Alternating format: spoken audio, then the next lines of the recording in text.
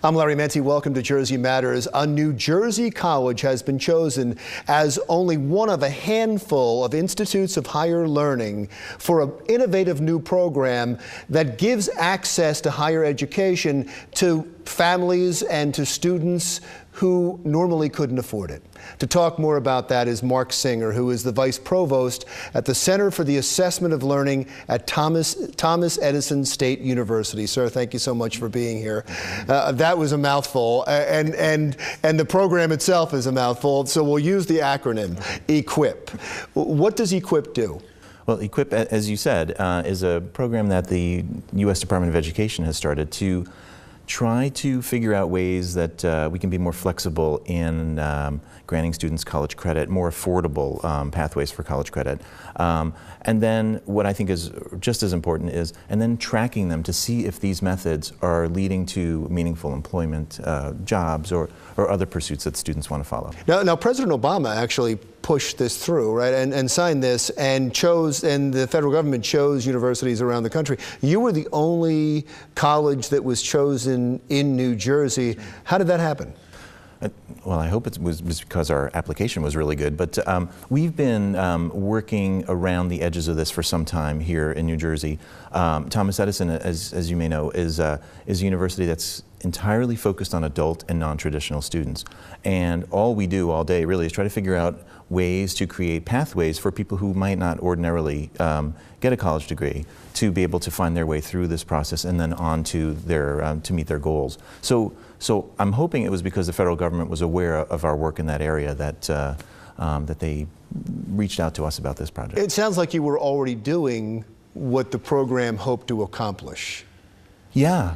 I think one thing that's nice about this is that it will make more potential students aware of what we do. But we're one of a handful of schools that have really been focused on these non-traditional folks who need a degree, who really are capable of being educated, but just can't find their ways through a more traditional framework.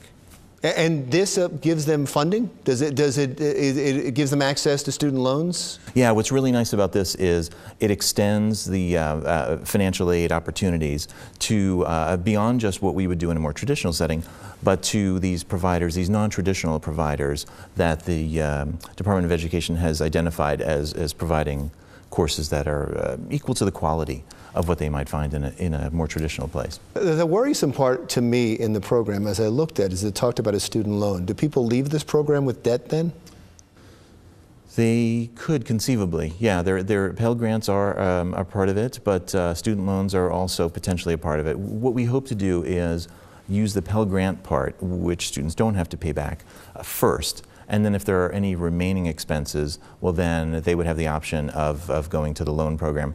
But what we're trying to do right now is structure this so that that won't be necessary. It's intended to be very affordable. We imagine that for somebody to earn a 4-year degree, it may cost as little as $4,000. Oh wow, that is incredibly affordable. And the idea would be you would make them more marketable in the marketplace, that they could more easily get a job so that they can pay back this student loan. That's exactly right. So even if there were a loan, they would have a much more immediate opportunity to start paying it back.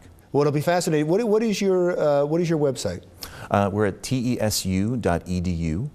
tesu.edu. And so when you do have the program up and running, is that where people would go? Oh, absolutely. It'll be front and center on that homepage. By November, you think? By November. All right, sir, thank you so much for coming in. Good luck with the initiative. Marc Singer is the Vice Provost at the Center for the Assessment of Learning at Thomas Edison State University. When we come back, a program in New Jersey that is spreading across the country that saves lives. Sherry Carabin explains when Jersey Matters continues.